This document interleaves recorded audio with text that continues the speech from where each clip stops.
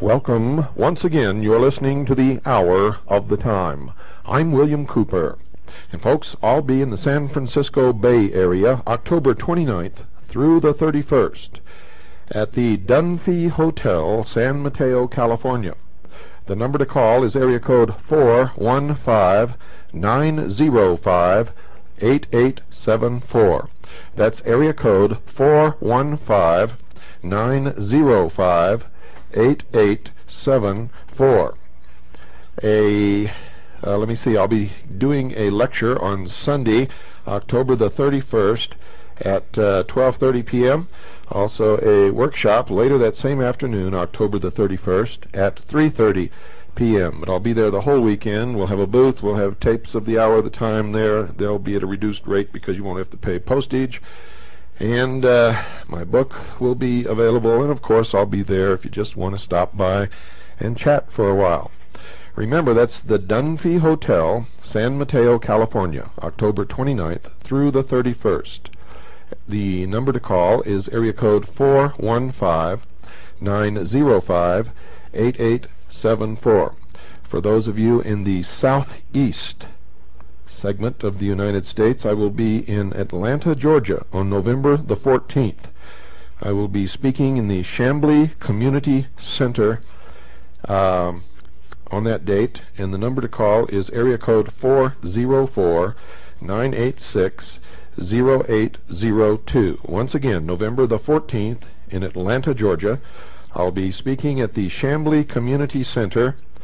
The number to call for information is area code 404-986-0802.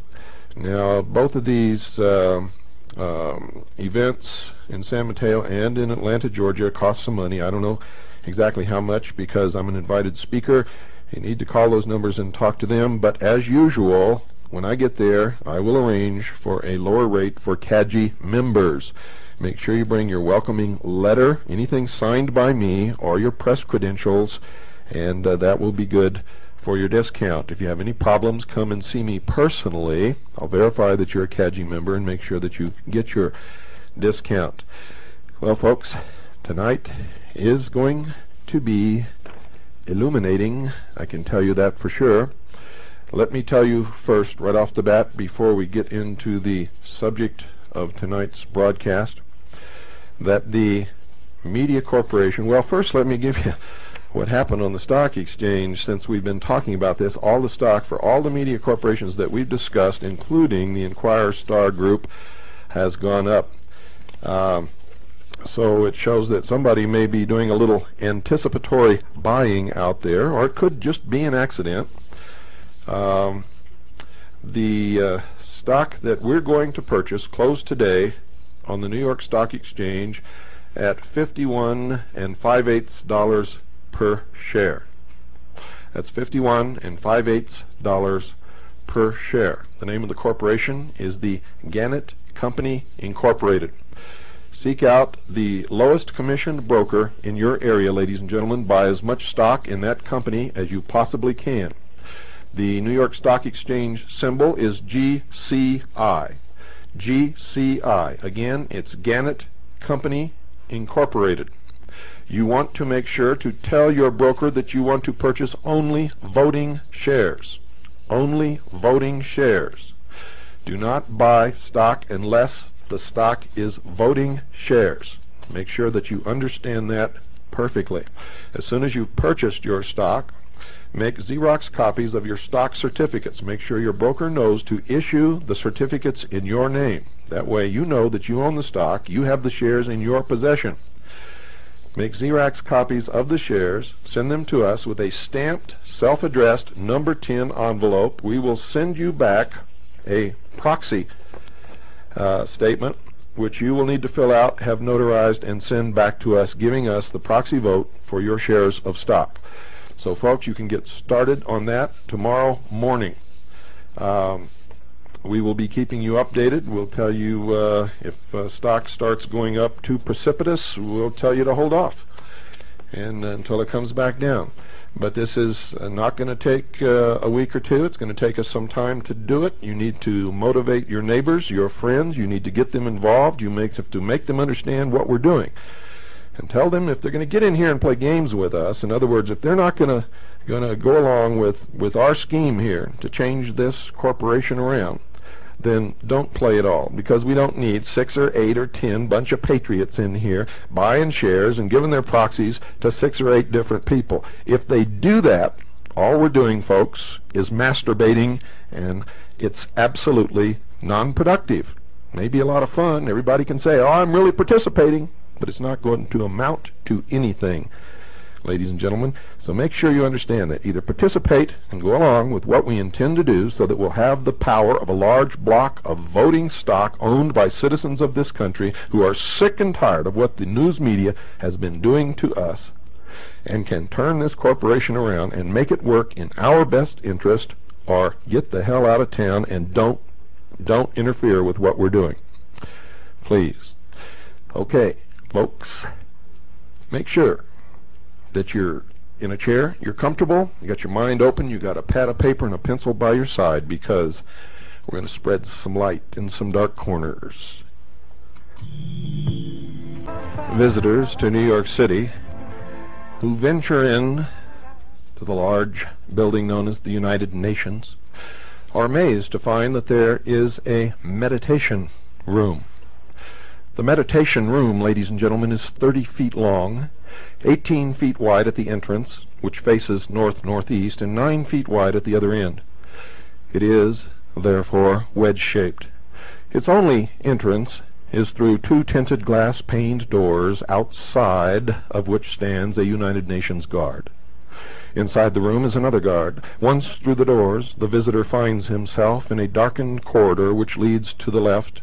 The sharp transition from a world of light to one of extreme darkness forces a feeling of abrupt withdrawal from the outside world upon the senses of the visitor, who walks along the corridor, reaches the inner arched entrance, turns right, and then looks into the room. The room is very dimly lit. The only source of light at first glance is that which is reflected squarely from the gleaming upper surface of the brooding, somber altar in the center of the room.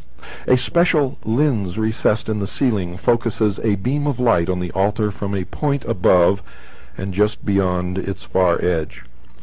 Thin lines of bluish light lap the edges of the shadow cast by the altar. The acoustical properties of the room are unique. The edges of padding material behind the paneling on the walls can be detected at the ceiling level. This absorbs sound, as does the Swedish woven blue rug which covers the floor of the corridor and the back of the room. The room is as quiet as an underground tomb. Its floor is paved with blue-gray slate slabs laid in a haphazard pattern. At the edge of the rug are 2 very low railings extending out from the east and west walls of the room. The center space between the railings is some 6 feet in width. To the right of the inner entrance are 10 low wicker benches arranged in 2 rows of 3 and 1 back row of 4 against the corridor wall. Attempts by visitors to pass the railings are discouraged by the guard. The mural is a fresco which was painted originally on wet plaster, 1 section at a time, by the artist, with the aid of an expert in this work brought from Europe. It is set into a steel-framed narrow panel projected from the wall, behind which is an enclosed area some 6 inches deep, which has its own light source. A small square projector set close against the front base of the altar throws a diffused beam of light from a recessed aperture upon the surface of the mural. There are also 10 hidden lights, 5 on each side of the room, behind the upper edges of a thin suspended ceiling which extends out over the room from the top of the mural. The 18-inch space between the 2 ceilings contains the light control apparatuses. The lower ceiling is wedge-shaped and separated from 3 walls of the inner room by a foot-wide space. Thus the room appears to be much longer than it really is, because of the many converging lines leading into the narrow end, the corners of which are rounded off on either side of the mural. The altar is 4 feet high and rests on 2 narrow cross pieces. It is a dark gray block of crystalline iron ore from a Swedish mine and weighs 6 1/2 tons. The Swedish government presented this block of ore, the largest of its kind ever mined, to the United Nations in early 1957. The chunk rests on a concrete pillar that goes straight down to bedrock. The area and passageway beneath the room are closed to the public. The chunk of ore has been described as a lodestone or magnetite, which is strongly magnetic and which possesses polarity. In northern Sweden are what may be the largest magnetite deposits in the world, believed to have been formed by segregation in the magma. Magma is the term for molten material held in solution under the pressure of the Earth's crust. The fresco mural was described in the United Nations Review of January 1958 as having been designed, quote, to conform with the purity of line and color sought for what Secretary General Dag Hammarskjöld has called a room of stillness, unquote. It was painted predominantly in shades of grays and blues, but includes yellow and white patterns and a black half sphere. Light, pure colors intersect to form deeper shades. The New York Times described the fresco as being 8 feet 8 inches in height and 6 feet 8 inches in width, more brightly illuminated at the top than at the bottom. Bo Beskow, an old friend of Dag Hammarskjöld, painted the mural. Quote, Dag had me start sketches on this last summer, unquote, he said. Quote, he wanted me to do the actual work right here in the room, so I have been here since October 6th, 1957, unquote. The mural was seen for the first time, ladies and gentlemen, on November the 11th, 1957. During the period of the remodeling, the guards were on hand during the day to keep out the curious, and at night the room was locked up with a chain and padlock. The artist said of his work, quote, it has no title, and you can make what you wish of it, unquote.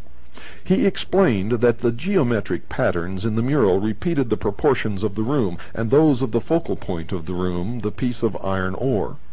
He also said that he intended to give a feeling of space with the picture.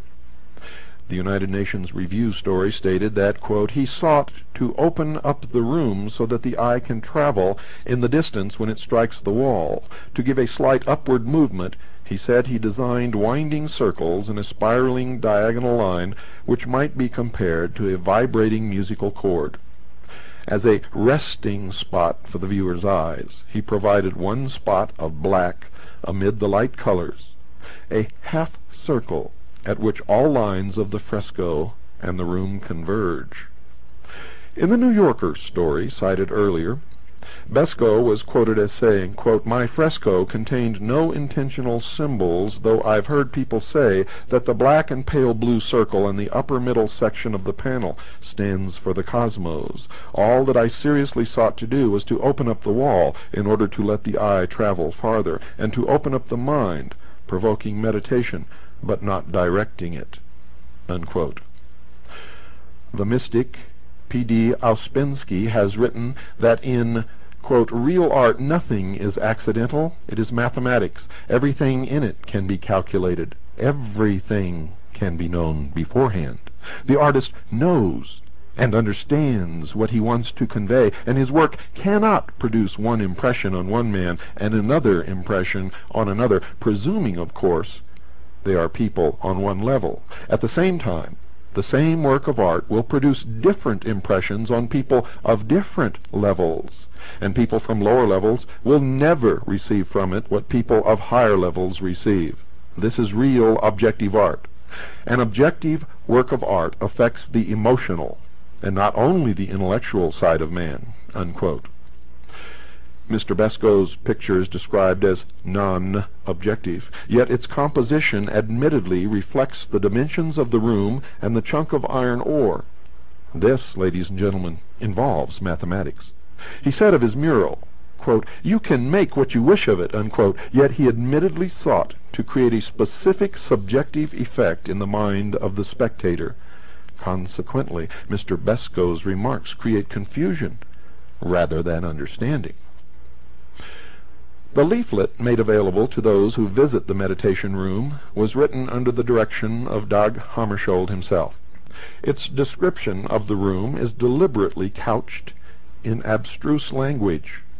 It contains terms which have meaning to the esoterically inclined, but not to the uninitiated, or those called the profane. These terms will be explained, and have in fact been explained, during the Mystery Babylon segments of the Hour of the Time. But for those who may be just beginning to listen to this program, esoteric means that which is hidden and is kept only for the initiated, those who have studied the mysteries. The profane, ladies and gentlemen, is you. I leave myself out because during the process of studying the mysteries, I, with great irony, have become illumined. And if you continue to listen to the Hour of the Time, so shall you. The leaflet reads, quote, "We all have within us a center of stillness surrounded by silence. People of many faiths will meet here, and for that reason none of the symbols to which we are accustomed in our meditation could be used. However, there are simple things which speak to us all with the same language. We have sought for such things, and we believe that we have found them in the shaft of light striking the shimmering surface of solid rock. So in the middle of the room we see a symbol of how daily the light of the skies gives life to the earth on which we stand, a symbol to many of us of how the light of the Spirit gives life to matter.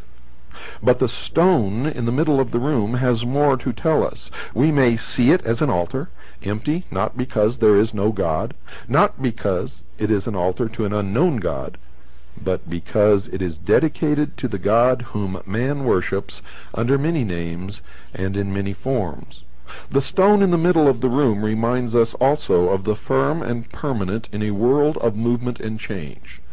The block of iron ore has the weight and solidity of the everlasting. It is a reminder of that cornerstone of endurance and faith on which all human endeavor must be based.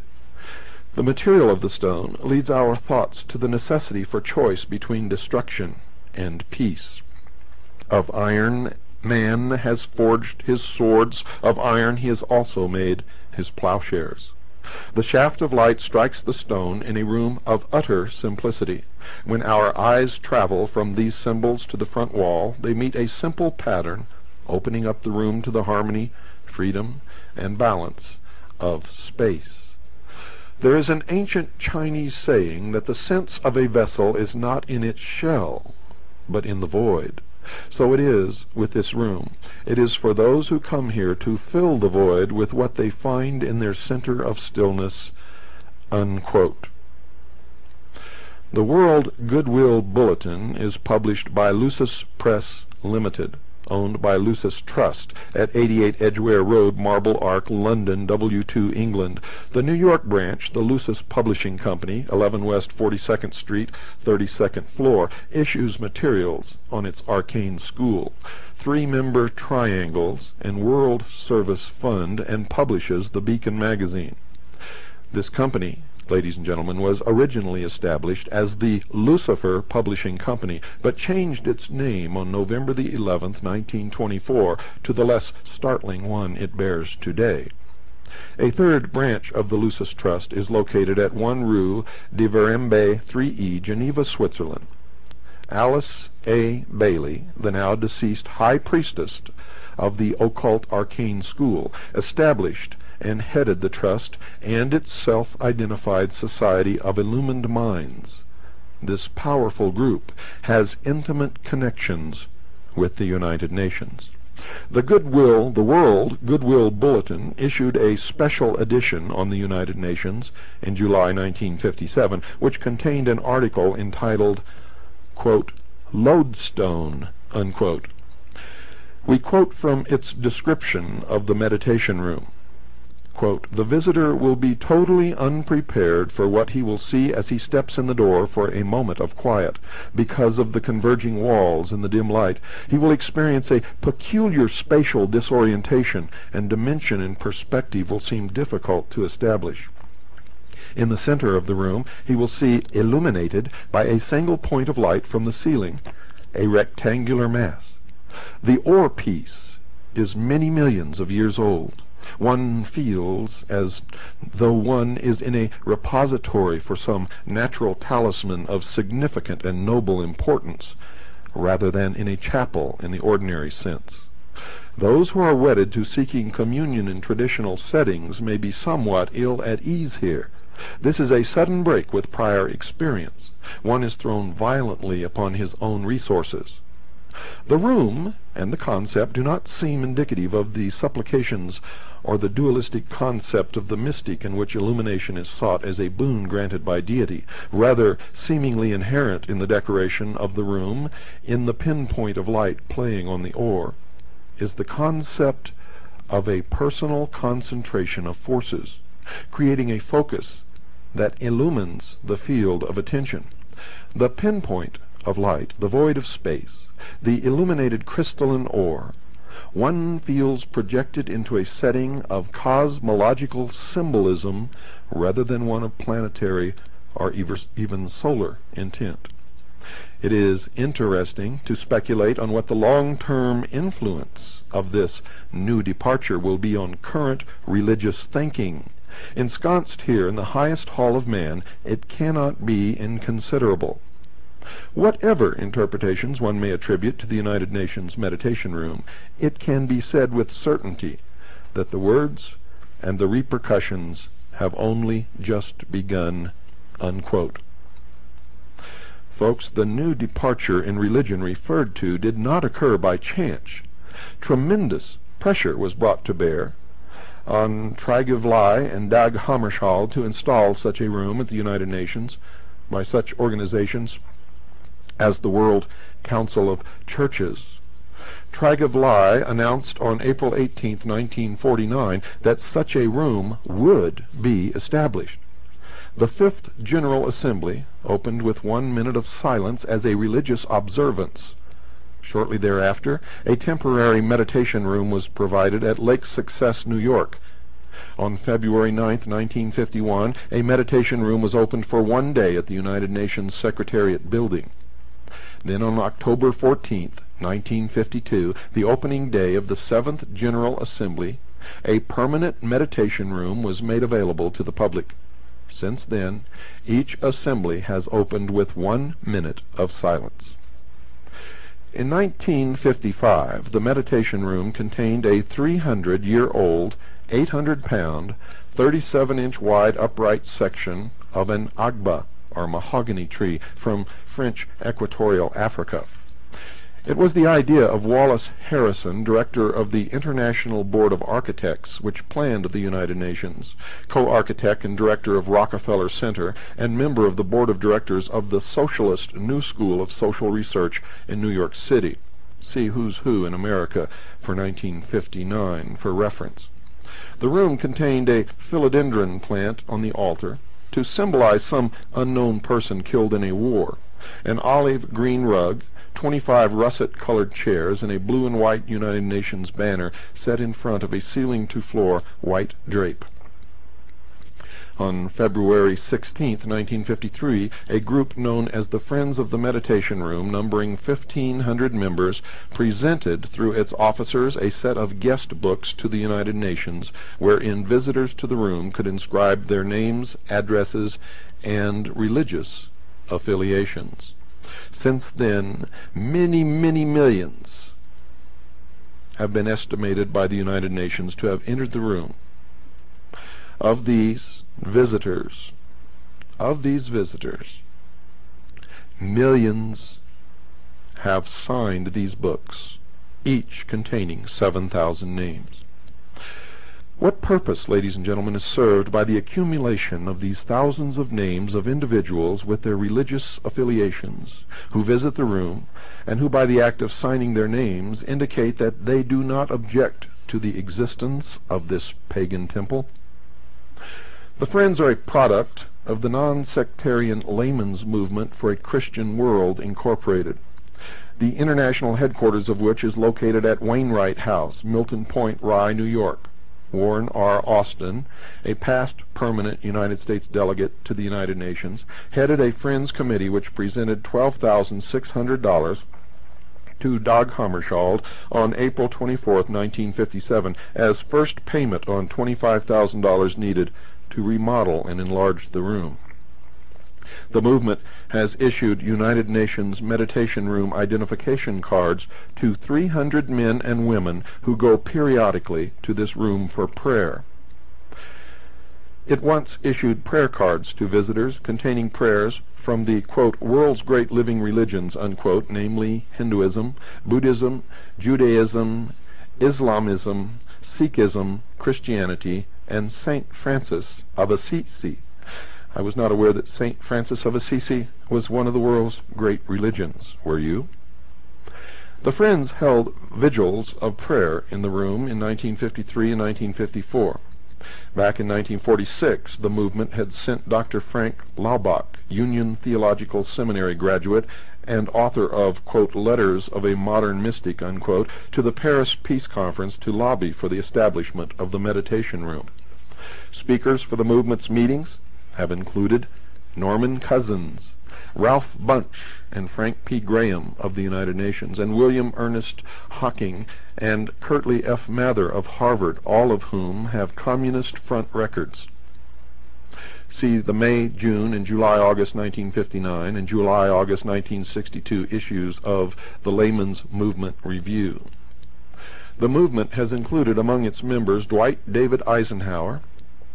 The most important friend of the movement from its inception, however, has been John D. Rockefeller, Jr., a Methodist missionary, Wayman C. Huckabee, secured and received grants from John D. Rockefeller, Jr.'s Davison Fund and from his New York City Riverside Church funds for 5 consecutive years, 1937 through 1941, for a health center in Hiroshima, Japan. Huckabee then became the secretary of the movement in New York in 1941 and secured 2 grants a year for the organization from the Davison Fund until it was liquidated. It is not coincidence, ladies and gentlemen, that the funds John D. Rockefeller Jr.'s Davidson Fund and from his New York City Riverside Church funds for the years 1937 to 1941 were for the health center in Hiroshima, Japan, a city which we ultimately dropped an atomic weapon.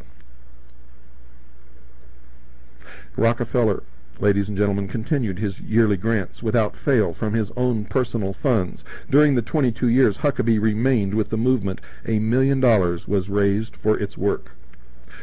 When the movement first sought to secure Wainwright House for its headquarters in 1951, John D. Rockefeller, Jr. gave $5,000 of the $25,000 needed. Since 1951, 10,000 individuals have signed the guest book of Wainwright House. 5,000 have attended its public meetings. Its members have been addressed by the President of the National Council of Churches. Its conference rooms have been used by the Episcopal, Presbyterian, Methodist, Baptist, Congregationalist, and Quaker churches. When the Friends of the Meditation Room agreed to raise $15,000 to pay for the redecoration of the room, John D. Rockefeller, Jr. gave $5,000 of the amount sought. Dag Hammarskjöld personally raised another $10,000 from the Marshall Field family for the cost of the fresco in the room. The United Steelworkers, AFL-CIO, gave $500. The movement was formed, ladies and gentlemen, in 1940. The man who started it was Dr. Arthur Compton, the scientist who first brought the identified communist and accused agent espionage Professor J. Robert Oppenheimer into the Atomic Energy Project in 1942. Wainwright House has its own meditation room on its second floor. The room contains the Agba wood altar first used in the UN meditation room, and the cherry wood chairs and drapes from that room presented to the Friends by the United Nations in 1957. The house also contains a large library centered around the Thomas Sugrue Memorial Library, a $1,600 collection of books on religion and occultism, where one may read up on spiritualism, Zen, Taoism, yoga, Judaism, etc. Every book in the library has a bookplate therein designed by the artist Fritz Eichenberg. His bookplate depicts the ancient cross in the shape of a T surrounded by a serpent symbolizing wisdom and healing and forming the letter S. The T and S, Thomas Sugrue's initials, are crowned by the lotus, Vedantic representation of all being. In the background lies the city of Jerusalem, over which shine two stars, the star of the east of Christianity and six-pointed star of Judaism. A flame spreads an arc of light above, proclaiming the continuity of life and the immortality of the soul. M. Oldfield Howey tells us in The Encircled Serpent that in the symbolism of Egypt the serpent is constantly represented as surmounting a cross.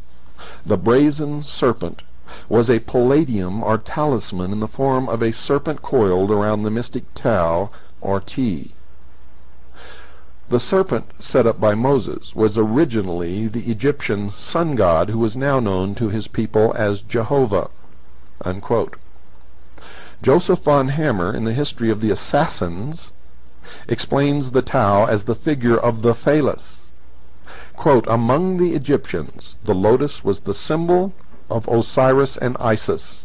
It was esteemed a sacred ornament by the priests. The six-pointed star is the great oriental talisman known as the Seal of Solomon."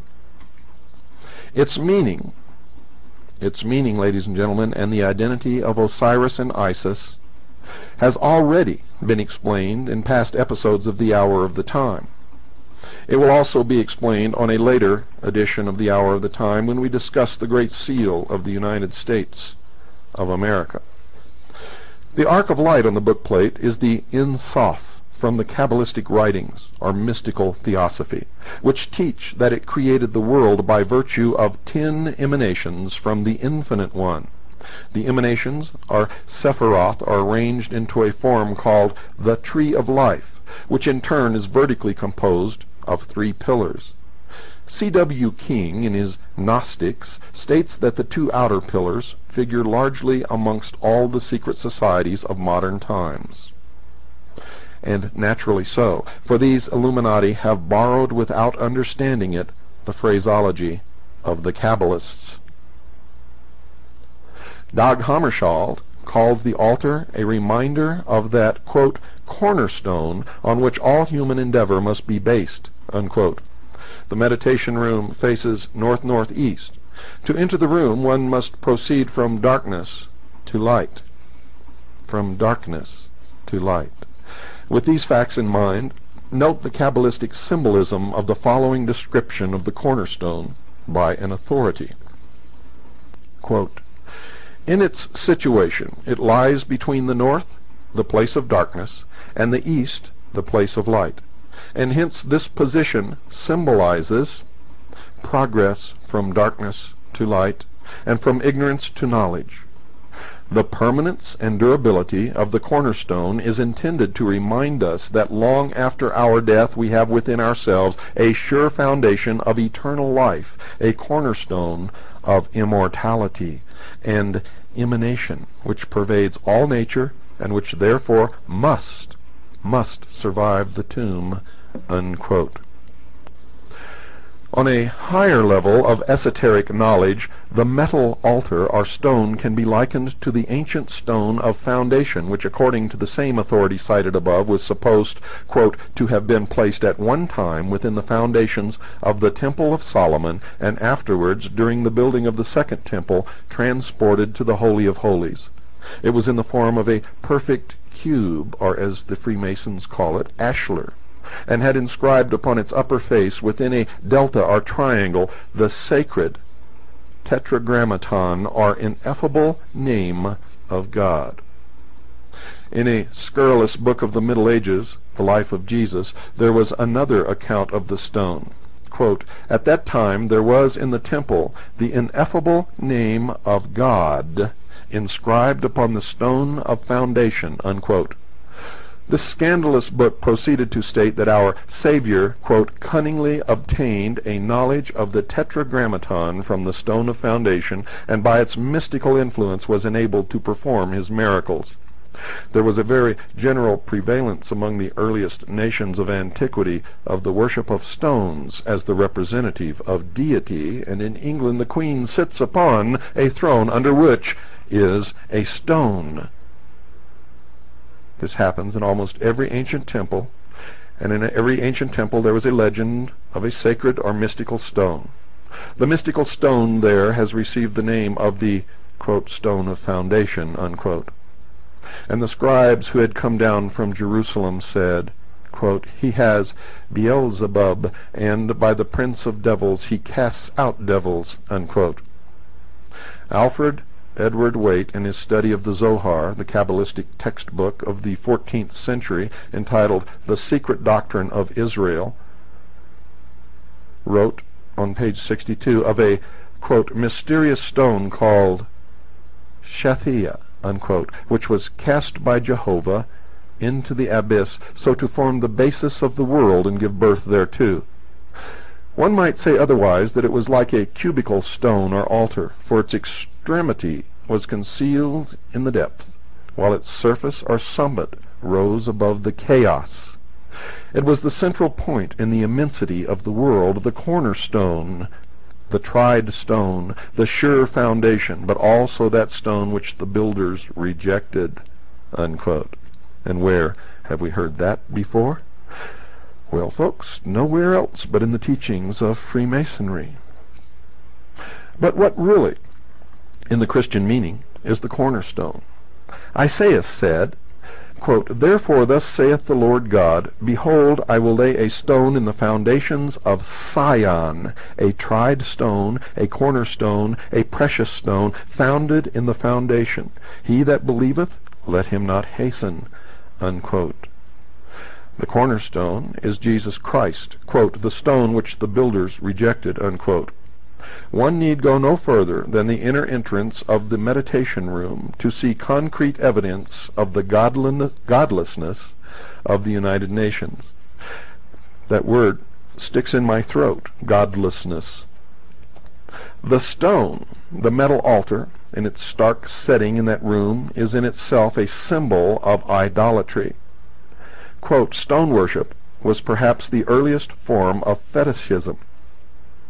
Eusebius cites Porphyry as saying that the ancients represented the deity by a black stone, because his nature is obscure and inscrutable. The reader here will be reminded of the black stone, Hajar el-Aswad, placed in the southwest corner of the Kaaba at Mecca, which is worshipped by the ancient Arabians. The Druids, it is well known, had no other images of their gods but cubical, or sometimes columnar stones. To use the language of Dudley, the pillar, or stone, was adapted as a symbol of strength and firmness, a symbol also of the divine power, and by a ready inference a symbol or idol of the deity himself. The god Hermes, or Mercury, was represented without hands or feet, being a cubical stone, because the cubical figure betokened his solidity and stability, unquote. Hammarskjöld, in the speech quoted earlier, said, quote, "In this case we wanted this massive altar to give the impression of something more than temporary. We had another idea. We thought we could bless by our thoughts the very material out of which arms are made." The description of the altar as a natural talisman by the World Goodwill Group also is significant. Talisman is a term which means a stone or other object engraven with figures or characters to which is attributed the occult powers of the planetary influences and celestial configurations under which it was made. Altars among the ancients were generally made of turf or stone, usually in a cubical form. Altars were erected long before temples. The shaft of light upon the altar in the meditation room casts a shadow to the north. The use of the north as a symbol of darkness, a portion of the old sun worship, of which we find so many relics in Gnosticism, in Hermetic philosophy, in Freemasonry, in the temples of all of the secret societies which exist in a membership in the shape of a pyramid, with a whole bunch of slathering idiots thirsting after the secrets which they will never know, and a few at the top who really understand that the only secret is how to control those on the bottom. The east was the place of the sun's daily birth, and hence highly revered; the north the place of his annual death. Finally, it must be emphasized above all that the altar in the meditation room is unsanctified and unhallowed. It has no sacred meaning, can inspire no reverence, and is not inviolable. This altar cannot be used for sacrifice in any other than an unholy sense.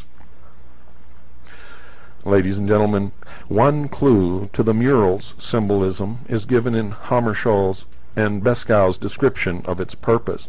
It was to open up the wall, to give a feeling of space, of the void, in effect to extend the room further out into another dimension, as it were. The Friends leaflet, A Call to Prayer, states the theme of the mural is, quote, infinity, unquote.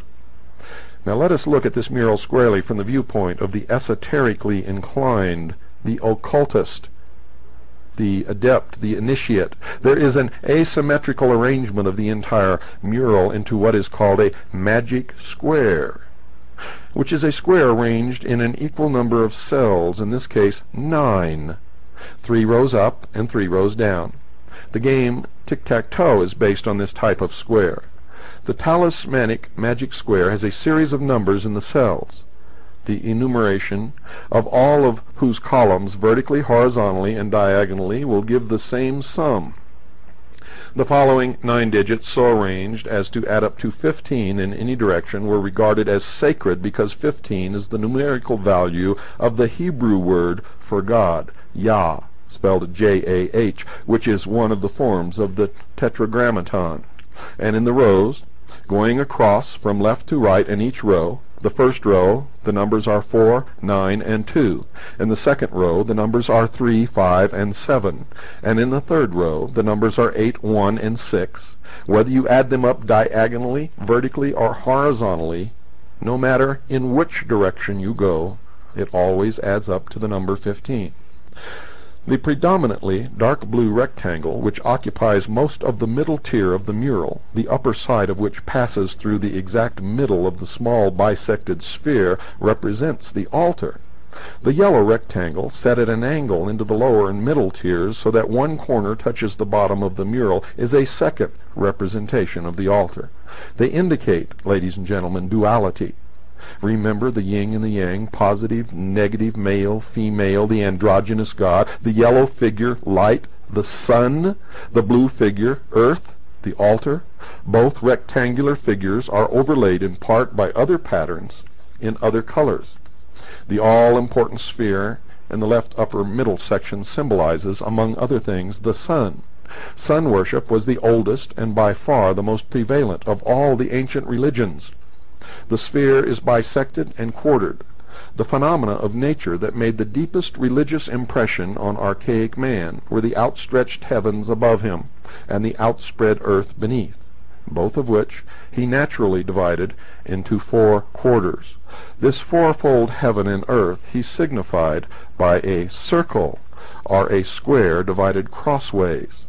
The circle, ladies and gentlemen, is met with in every form of sorcery. The circle in quadrants is called the magic circle. The objects in the meditation room are intended to be evocative in the religious sense. Of what? Well, the mural and altar are admittedly symbols. By symbolism, the simplest, the commonest objects are transformed or idealized and acquire a new, and so to say, an illimitable value. An expert on these subjects has written, quote, "Under occult dominion art, music and politics all tend to the same end, confusion, a calculated and inducted confusion. Chaos, for minds that are confused will obey and bow to the hidden masters, and out of chaos comes order. And isn't that the motto of the 33rd degree of Freemasonry? Ordo ab chao. Quote, the rule of the triangle and the ellipse, together with a crude geometry in modern art, is the rule in aesthetics. Standing before a meaningless cubist canvas at an art exhibition, one day a puzzled amateur asked, quote, but what does it mean? Unquote, to which the painter replied, it's not a question of what it means, it's a question of what is its effect on the observer. Consciously or unconsciously, the artist spoke the truth. Psychiatrists tell us that this school of insidious humbug is simply an elaboration of the policy of the interruption of ideas, leading to total incoherence and madness. Cubist art is an effort to produce certain psychic effects obtainable by optical illusion. Beauty has nothing to do with it. The Cubist school is not the realm of art at all. It belongs to that of medicine and psychic science. Those who forget that this devastating fad of the interrupted idea can be extended to music, literature, and every other phase of human effort do so at their own peril. For instance, listen closely to the beat of the rap musician. Quote, a mind that is positive cannot be controlled. For the purpose of occult dominion, minds must therefore be rendered passive and negative in order that control can be conceived. Minds consciously working to a definite end are a power, and power can oppose power for good or for evil. The scheme for world dominion might be doomed by the recognition of this principle alone, but as it is unfortunately unrecognized, it remains unchallenged, unquote, until we decided to purchase a media corporation, and thus now we have minds consciously working to a definite end, and we are now a power, a very great power. A striking feature of the mural is the white half crescent in its upper right quadrant. The inner curve of the crescent closest to the bisected black, pale blue, and yellow sphere is equidistant at all points from the exact center of the bisected figure.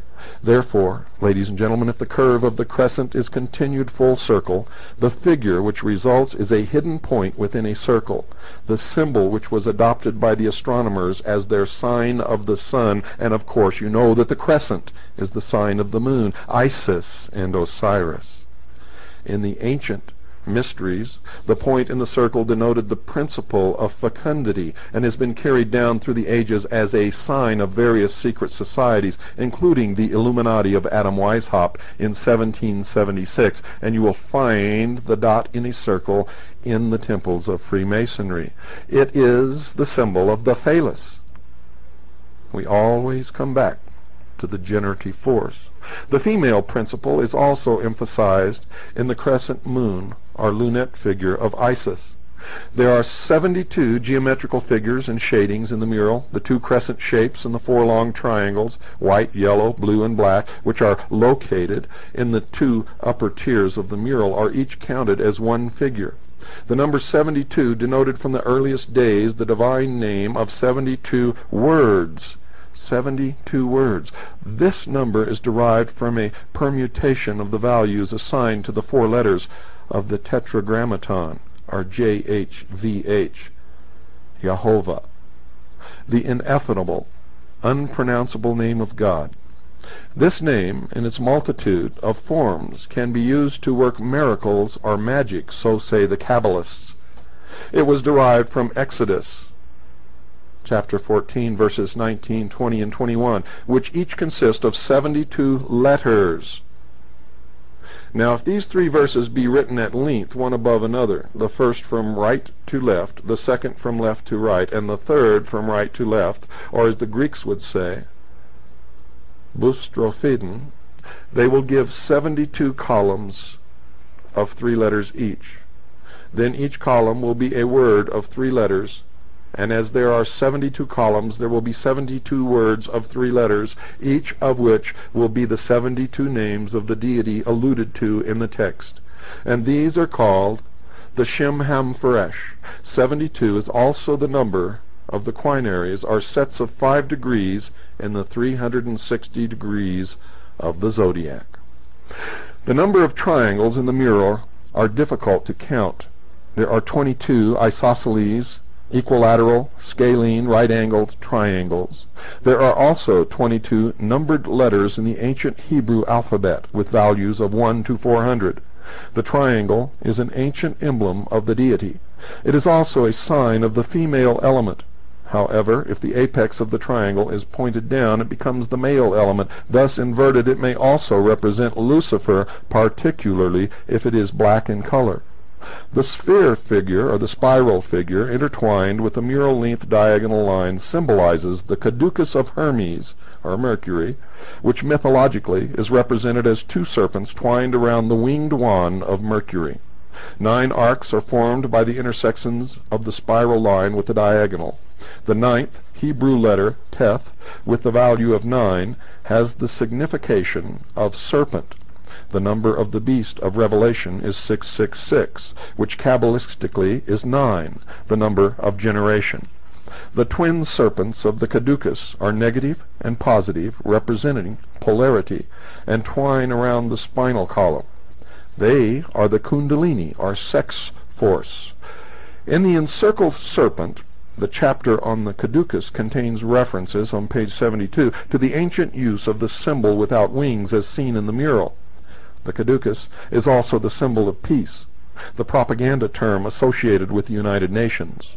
The serpents are male and female, the sun god and the moon god, and are symbols of generation, or the phallus. Buddha was symbolized by the serpent, and in mythology is identical with Mercury. The center sphere and the outer circles around it form the all-seeing eye. This bisected sphere overlays an isosceles triangle bounded on one side by the diagonal line. According to Manly Palmer Hall in his occult treatise on the secret destiny of America, the all-seeing eye is that of the great architect of the universe, whenever it appears as a symbol of God. His explanation is that which is generally accepted. It is, however, erroneous. A full commentary on the meaning of this all-important symbol has already been dealt with in previous episodes of the Hour of the Time. The mural, if viewed from the top or the roof overhead of the meditation room, is the truncated top of a pyramid. Behind the mural is a smaller pyramid, which is that which contains the eye, the all-seeing eye of Lucifer. Good night, and God bless each and every single one of you.